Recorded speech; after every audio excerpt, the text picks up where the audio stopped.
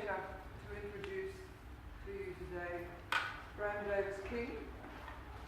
Graham is a Wiradjuri and a Nyampa artist, musician, activist, a very renaissance man, and he's been to University of Sydney, Western Sydney before and performed not in this venue but in the performance space probably about 5-6 years ago, and it was videoed, and the video is called Songs from the Heart. There were 3 Aboriginal performers. Archie Roach was one of them, and Carrie Ann Cox from Western Australia. So it's lovely to have Graham back, and he's going to perform and talk to you, and there will be plenty of time at the end for any questions that you have, so make a note of.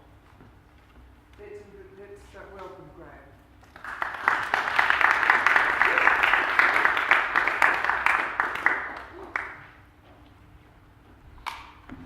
Okay, how we're going to start is with the heartbeat. And whenever we do a performance, or where I come from, like Nyampa and Wiradjuri, I should explain what I'm doing. Is what I believe that I am is a cultural performer, and I mostly work in the Aboriginal community in Western Sydney, and in these cultural performances, I do the what we call the fire ceremony.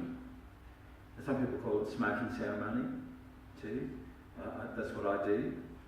And when we are doing the ceremony, we offer song and music, stories, dance to the fire, which we call the fire creator. And so that's how we start off doing the fire ceremony. First of all, we all have a part in lighting that fire.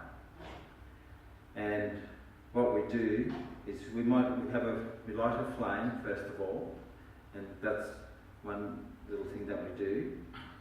And we'll have sometimes we'll put some sticks in that fire, and then what we do is we invite people, pick up a stick, and also other people will pick up some gum leaves, and then we'll walk to the place where we are going to do the ceremony. Then in that place that's decided on to do the ceremony, we join our sticks, just probably a small ember at the end of those sticks.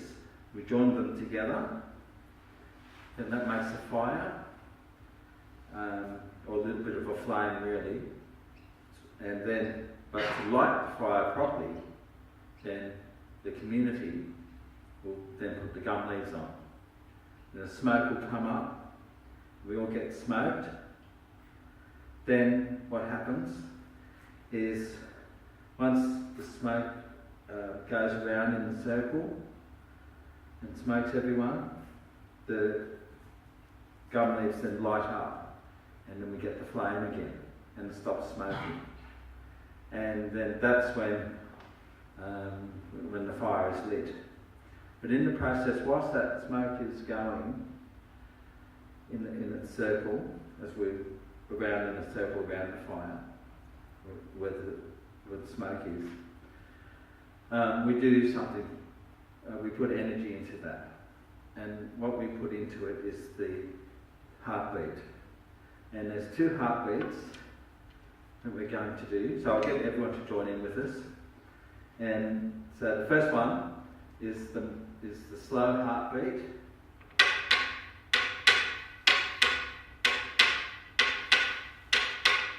Like that. And then the fast one, there's the fast heartbeat.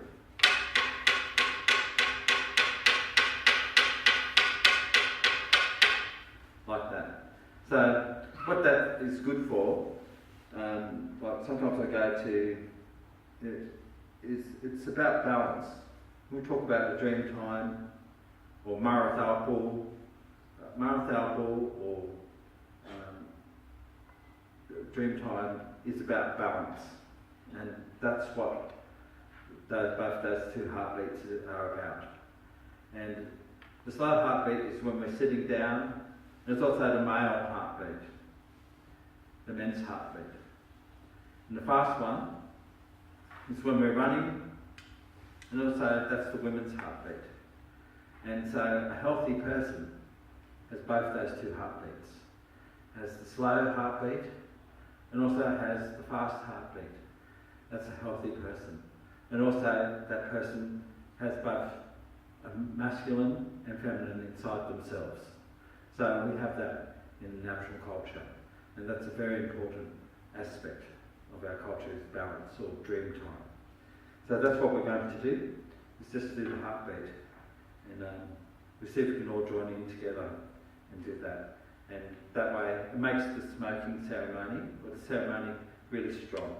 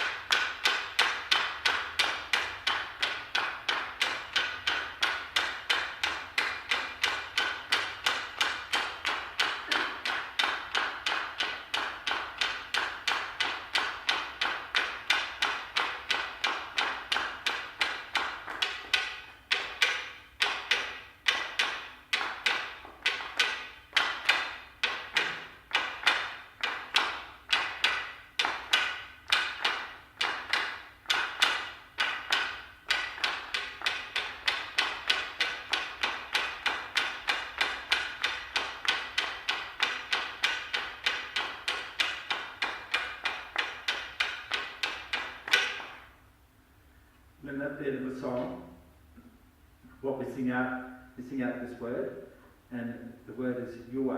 So you want to try to sing that, say that one? Yue. Can you say that? Yue. That's good. Okay, so on three, we'll see if we can do it really loud. 1, 2, 3. Yue! That's excellent. And what that is at the end of a song, that means that we're sending that song to Great Spirit, or to the dream time. And that's what we sing at the end of the song. And then sometimes that word, that's the proper protocol, that we sing that word at the end of the song. But also, some of our people, song men, we have song men and song women. And the song man that was from my community, so we've got a kinship system. I don't know if in the Aboriginal culture in New South Wales. And there's 4 families. There's Cubbies, Murrays, Ipais and Kumpu. And I'm actually a Kumpu myself.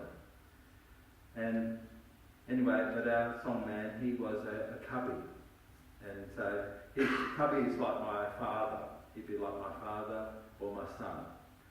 And so in Aboriginal culture. And then my mother, she'd be Ipai or Ipatha. And her father, he was a Murray. And my children are Cubby and Kavata. And my sisters are Buddha. And also my grandfather's father, he was an Ipai. So, but our song man from our community was a Cubby. And Cubby's totem was the red kangaroo and also a bilby. also. And my totem is like great kangaroo and the brush turkey. And so, anyway, that's what he would sing anyway, this man Cubby, who was also the rainmaker. And the rainmaker, well, he used to sing out "ya" at the end of his songs, instead of saying "your way." And yeah, but he's a very fascinating man.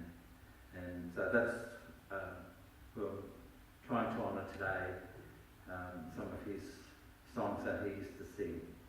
And his name was Fred Biggs, and he was a Cubby, and he's our rainmaker from the Yampa peoples and Wiradjuri peoples, Wiradjuri magic man. And so I'm going to sing one of his songs. And this one is about the crows. So when we start off with corroboree, so we've done the heartbeat, and when we do the smoking ceremony, you put the energy into the smoking ceremony. And then the next part, after that, we've got the fire lit, which is not just the flame, but actually just the whole community. We've all lit a fire now, and so our whole community here. And then we sing a song about who invited us here. It's great, something to do with great spirit, something bigger than us. And to our people, the crow was a very important part of inviting us to a corroboree. So corroboree is music, song, dance, story. And the crow is a very important part of that. And what we call crow is called waken. So I sing this song about what we've come for today, together for, and doing the ceremony together. And this is the Crow song by Fred Biggs. And it's a song telling us why we're here a little bit, and that there's many of us. And it may not be necessarily here, but there's many other places too that we're attending, that human beings are attending also. That's the great spirit, the dream time.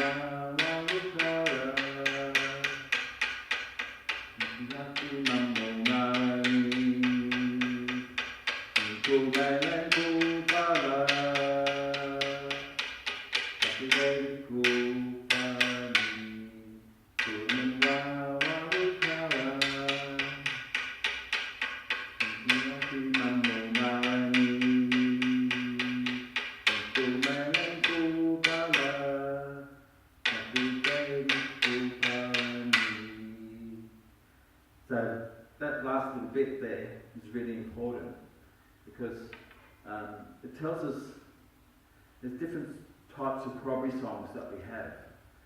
And that song is just a straight out corroboree song because we've got so many syllables.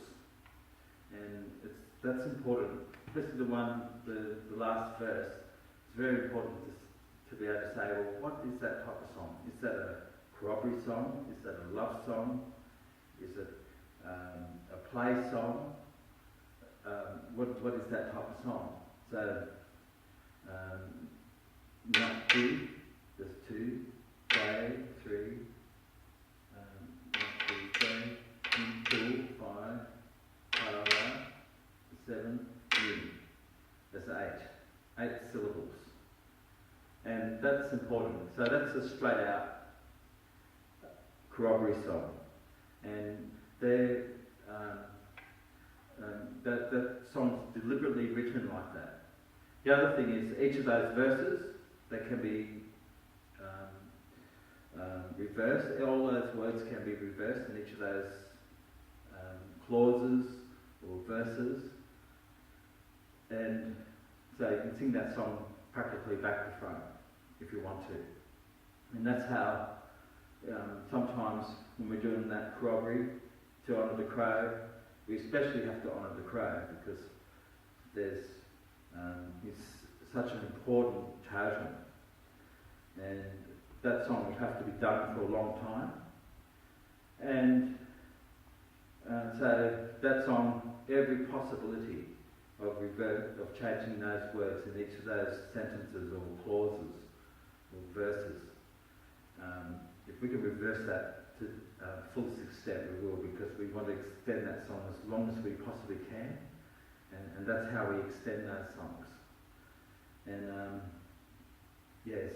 so that's that crow song, and that's the importance of it, because crow, in the Dreamtime story, when the crow invited everyone to the corroboree, there's a big tree, and anyway, he invited everyone to the corroboree, but I think there was some sort of protocol that was missed, like maybe the crow song, or the honour of the crow probably wasn't sung, and the crow was a bit upset, so he cut this tree down, which fell on top of all the people that were participating in the corroboree and killed them all. And so maybe we've got to sing that to honour the crow. It's a very powerful totem. Now this next song I'm going to do, this one is quite a profound song in this area. And when I go to, I do this particularly at conferences, because sometimes I think we have to, well, the main thing is we have to hear Aboriginal words and song being sung. I think it's very important. And the other thing is, well, what is the protocol? Say, what is the protocol in this country, in Darug country, here that we're on today, acknowledging the Darug people? And that's, to me, like, that's what Aboriginal songs are about. It's acknowledging peoples and the traditional owners, the Darug people say here, and the Darkinjung people, and the Dharawal people say, and the Rajari people. So these songs from this area acknowledge all the peoples that are in this region, in this Western Sydney, Blue Mountains region. And that's what I really believe in. I follow that process of that, like with Blue Mountains World Heritage. And there's 6 different tribes there: the Dharawal, Gundungurra, Darug, Wiradjuri, Wonnarua, and the Darkinjung. So, and this song is in all those languages, and plus more, Gamilaroi language, and a bit of Bundjalung language, and Yampa language in it. There's all those words, and yet it tells us what the protocol is. And how it translates, I'll just say what it says. It says, Wooba Wooba Minya Mundi. So Wooba, or Wallaby, Minya, what many? Minya Mundi, what many? Angui means the fire.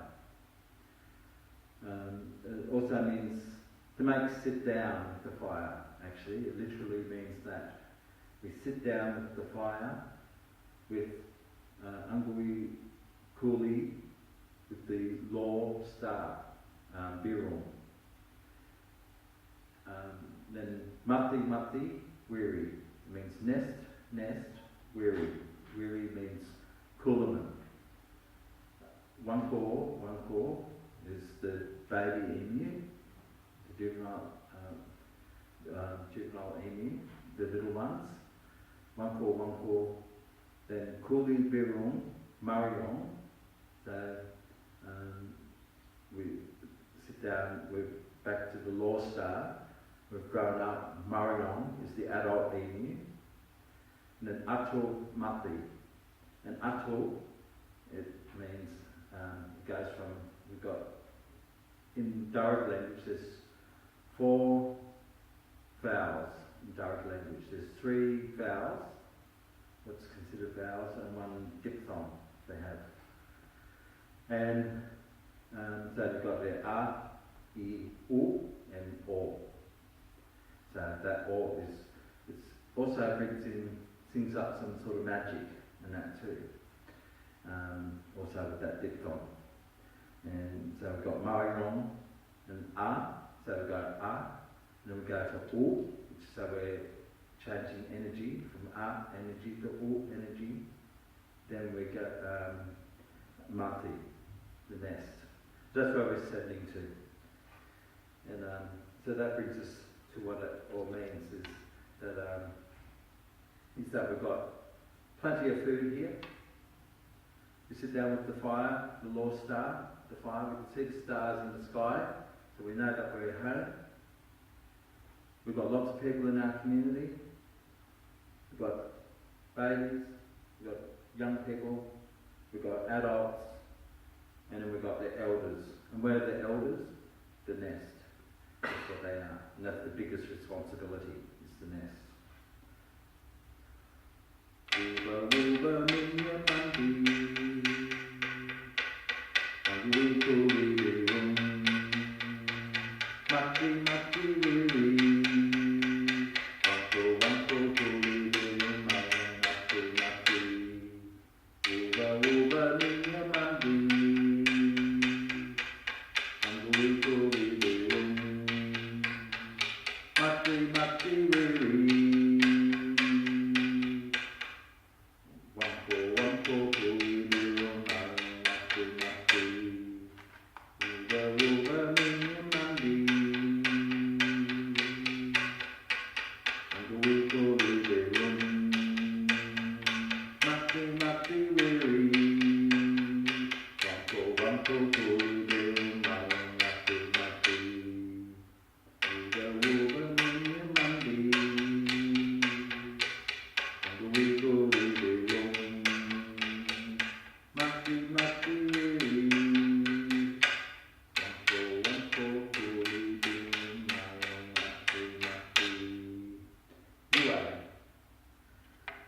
And that one's a really another interesting one, because it sort of highlights, those 2 songs, to me, they highlight the difference between 2 types of songs that we have in actual song making.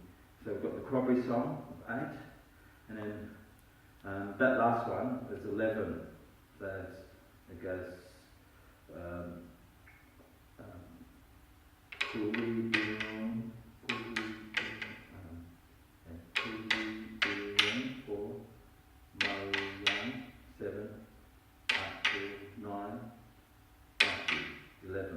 yeah, it's a perfect 11. And so, yeah, and I know there's a lot of famous songs have got this 11 thing in there. And in natural culture, it's very important because that's a love song. And you can sort of hear the difference. And when I play it to community groups, they love the crow song with the 8, the Crosby song, but they really love the love song with the 11. And I think that's the difference. It's just that extra 3 syllables there seems to make a little difference in the perception of that song. And so those are the 2 main ones that we sing. Sometimes we've got a little bit more, sometimes 13, or sometimes a little bit less, maybe 5 sometimes, or 7 sometimes also.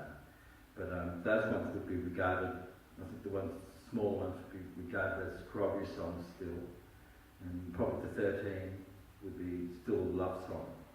Yeah, so those are the 2 songs that I wanted to share with you today. And yeah, you'll be able to explore that. There's a guy called C.W. Dixon. He writes about that. I think it's like 1975 or something. He writes a little bit about that. If you want to look that up.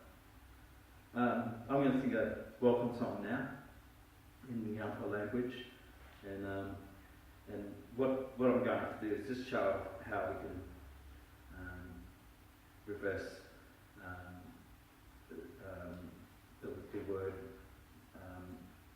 in a clause how we reverse the word order in the song to make a beat.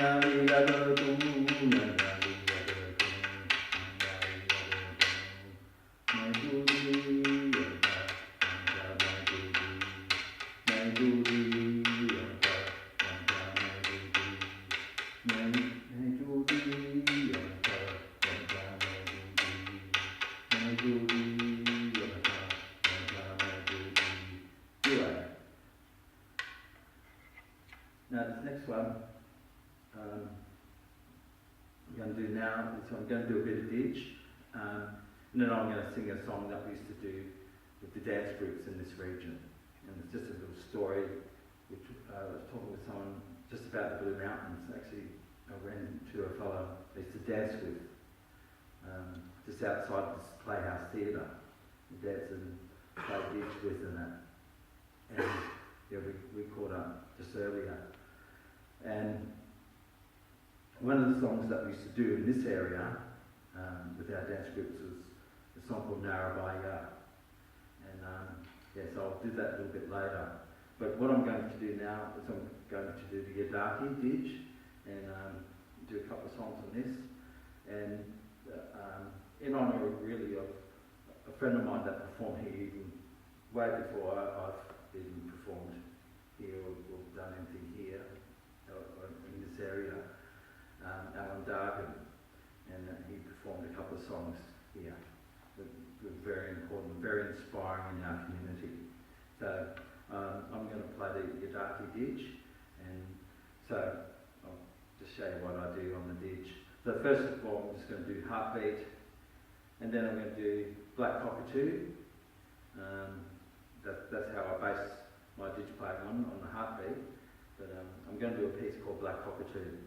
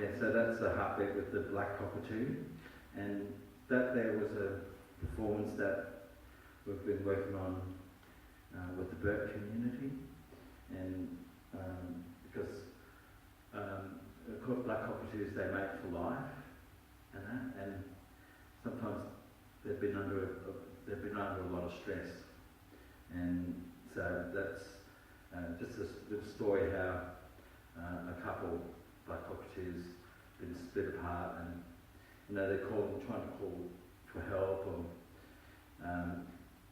try and find out what's going on, what's happening in this world.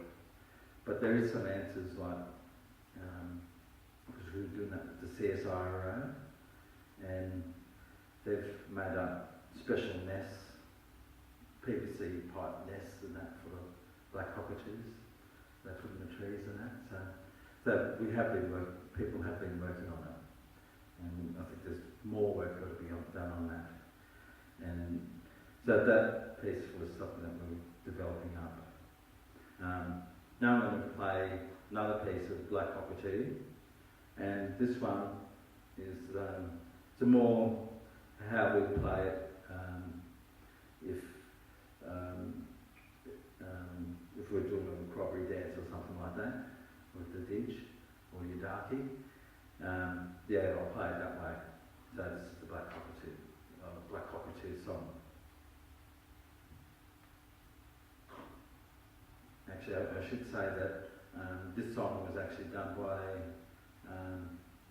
this fellow David Belenazzi, and he's a very famous didgeridoo player. He's passed away now, but that's who used to do this song.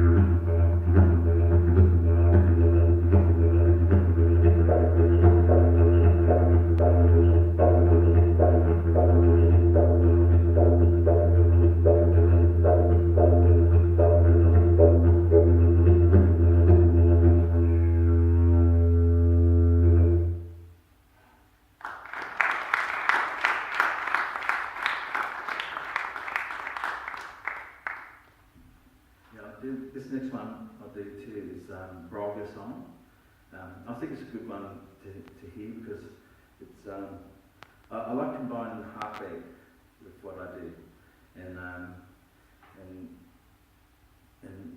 remember once I was having a discussion with Jalu Guru about digiplaying, and Jalu, like with Yothi Hindi, as far as David's concerned, he's the dig lawman, and he's an incredible fellow. He's a really amazing philosopher, and of course he knows everything about this, the Yadaki. And I was having a discussion with him, and he's talking, and that's what he's just interested. Same as me, it's just playing the heartbeat. That's the main thing. If we keep the heartbeat up, we're doing our job. So that's what he believes, and the Brolga song goes really well with the heartbeat. And David Lenazi also did a song, the Brolga song, and it goes beautifully with the heartbeat.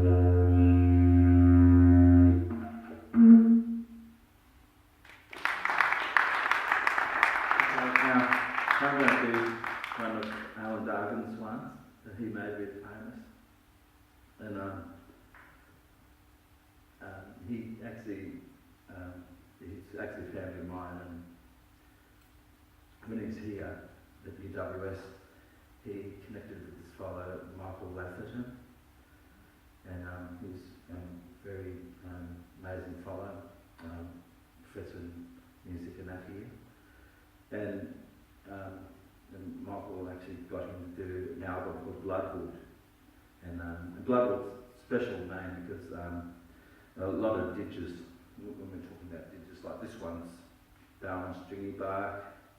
I think that one's teak or something from East Timor or something, I think. Yeah, it's got a nice sound. And but there's a lot of different timbers.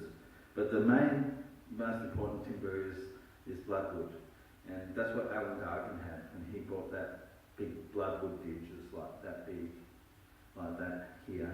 He did an album, and that was a real inspiration in our community. And he went all over the world with that Yadaki, and the bloodwood Yadaki, and one of he had some beautiful pieces.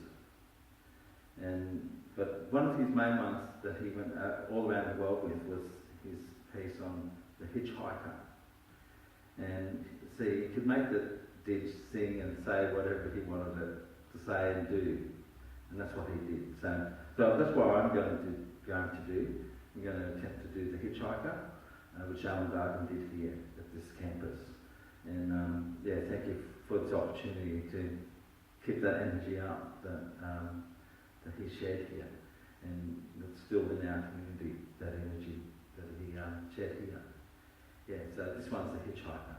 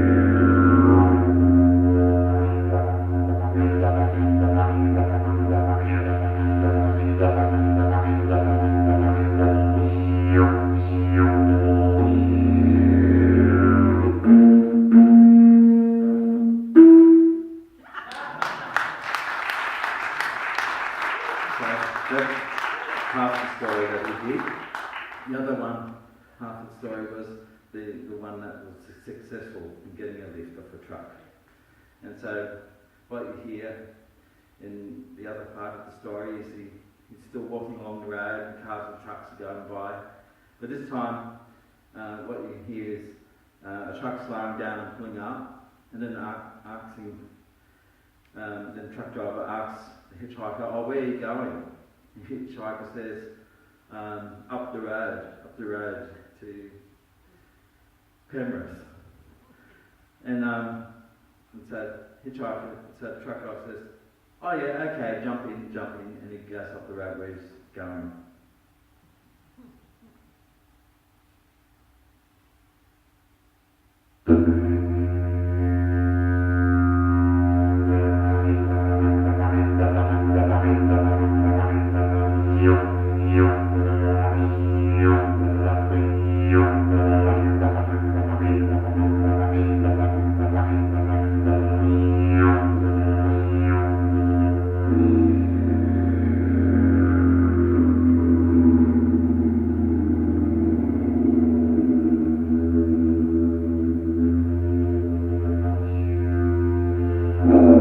Where are you going?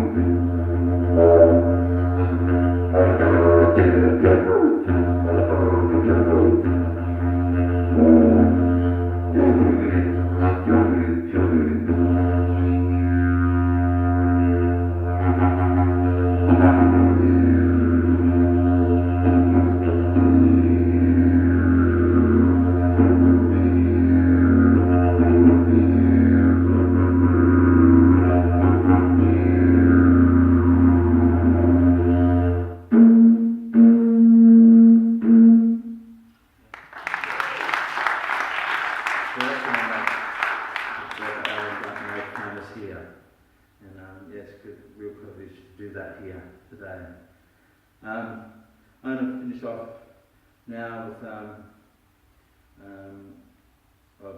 first of all, with the little corroboree song we used to do in our dance groups here.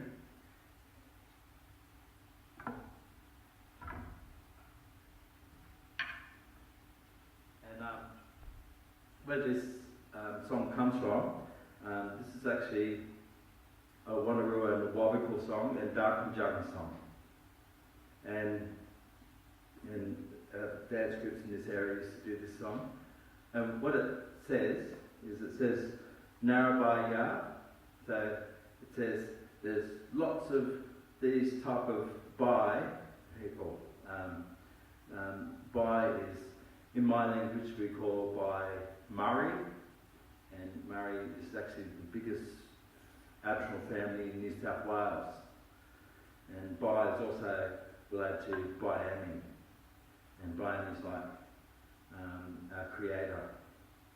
And but also some people in our community actually had this as a name, Bai.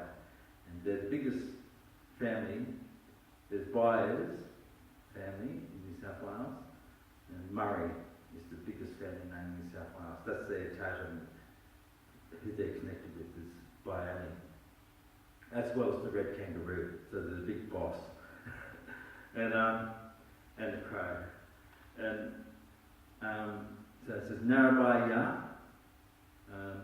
Kuriwanakai. It just Kuriol. It says Kuri has the power. Kuriwanakai. Narrabri, Kuriwanakai, Kuriul, Kuriwanakai. So that's basically what the song says, and but it's such an important song, and which is still performed in our community today, and some corroborees that have been performed in New South Wales today, and it's the centre of these corroborees. I'm going to sing that for you, and our dance group used to do that. The Yidaki Didgeon dance used to do that, and the dance groups up in Newcastle, here, Western Sydney. Narrabri, Kuriwanakai, Kuriu, Kuriu, Kuriwanakai, Wanakai, Kuriu, Kuriu, Kuriu, Kuriu, Kuriwanakai, Narrabri, Ya, Kuriu, Kuriu, Kuriu, Kuriwanakai, Narrabri, Narrabri,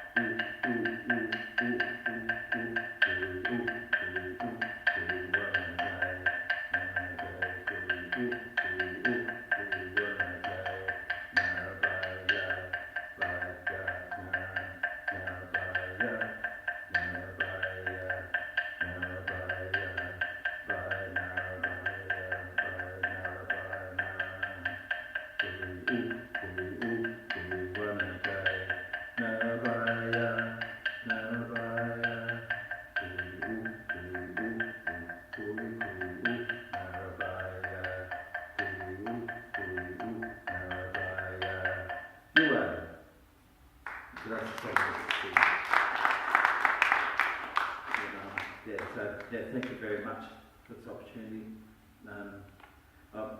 Actually, I was going to have questions or play a bit more, did you reckon? Or?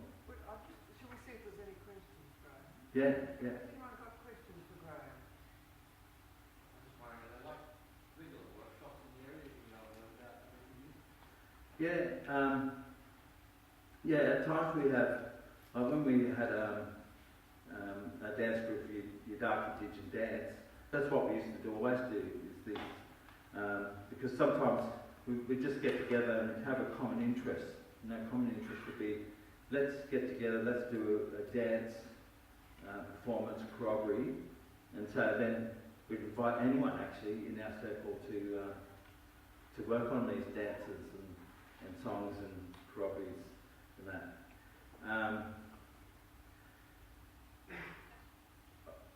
what I could possibly do is I probably couldn't give you my email address. I could probably put you onto some people.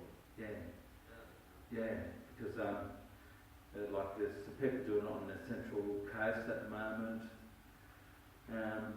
There's also in the Blue Mountains too. There's a cultural group at Echo Point that have been working together, and we've got to do that all the time. Yeah. Graham, Hello. what's the importance of the Black Cockatoo in oratory folklore? The Black Cockatoo, that's a good question because with my mother was, she used to have a pet black cockatoo. It was her pet. And I didn't really know what that meant when I was a young person. And then I found out that some of our people also had white cockatoos, male folk, and also owls, that have an owl.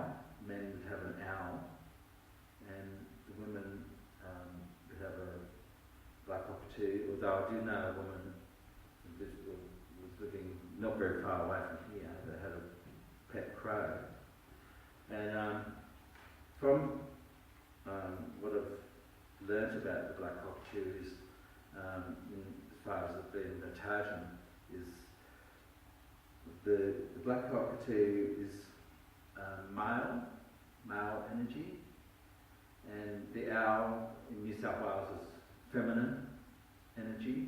We've got the bat in New South Wales, which is male energy, and so we have both male and female. And I think it's to balance the energies. So I think that's why she had a black cockatoo. It's to balance her feminine self, sort of thing, the black cockatoo. And the clever men, the men would have a pet owl who's feminine, but it would balance that male energy, that masculinity that they have. So there's supposed to be, there can't be too much male or female. There's got to be the balance. That's why I think Mum had a black cockatoo, and the women had a black cockatoo, and then the men had an owl, and what we call their muya. And it's a way of seeing things. They can see things with their totem, also with their pet, and they would fly around and look out for them. The pet crow that the Bell family had, and it's like a couple of blocks from here. The pet crow, he'd actually fly and come back, unlike in the Bible. He'd actually come back and tell them what's going on. He could speak. Actually, he's very clever crow and tell them what's going on. He was a very clever bird. Yeah, and that was one of the Bell family had that crow. I've got a quick question. Yeah. So at the end of one of the Juju songs, you did a little tuck at the end. Is there any reason for that? It's just to say it's sort of like that ya or yue. I'm trying to finish the song off. So I've got that little horn sound at the end, and that's what I'm trying to do there. And also I'm also tapping the ditch too, and that's to keep time. A lot of people ask me, what are you tapping the ditch for? So we're actually keeping time while we're tapping the ditch. Yeah, and so that's what I'm trying to do there. And that will be the end of the song. With that last song, it was the ceremony song, but you used a lot more diphthong. Yes. I noticed that the vowels were less significant and the diphthong was much stronger. Yeah. Has that got some significance in terms of I the story? think it has. I mean, thanks for that, because that reveals something for me about that. I've learned something there about it. Because it is very strong in terms of the lyrical nature of it. Yeah. For me, somebody who's heard a lot of songs, Yeah. it was very strong in terms Yeah. of ceremony song. Yeah, that song is really important because it had to do with relationships between all these different Aboriginal nations that we have The here. Newcastle mob and that. Newcastle And and that down the coast. Wanneroo, Wabikal, Darkinjung, Darug, Wiradjuri, Gamilaroi, and probably Darawal I was going to say in Wollongong. and Gurungai, yes, for sure. Yeah, and what was happening was that song was famous because, and the reason why it was sung was to remember that there's this story where at these corroborees and at these gatherings, women would be taken, and there's this story that like sometimes, like I get out when I go home. If I go out to Barkindji country, your Yampa mob used to come out here and just steal all the women and bring them all back, and vice versa. And then the Wiradjuri mob would say the same thing about the Yampa, and then the Wanneroo mob would have the same thing, the Darug and That that. has to do with rite of passage and who can marry whom in small communities, and when we're talking very small Yes, family groupings, yeah, we have to go outside those groupings in order to marry, yes, to keep the lines going. yeah. And that's what that song is all about. It's all about that, and I think that's why we had to sing that song. I mean, it was the elders that got us to sing that and to remember this story, and remember the importance of it. And it was we used to sing it just as an example. Oh, this is an Aboriginal song, yeah. But what does it mean? And that, so yeah, but we learnt about it. Yeah, thanks for that. Eh?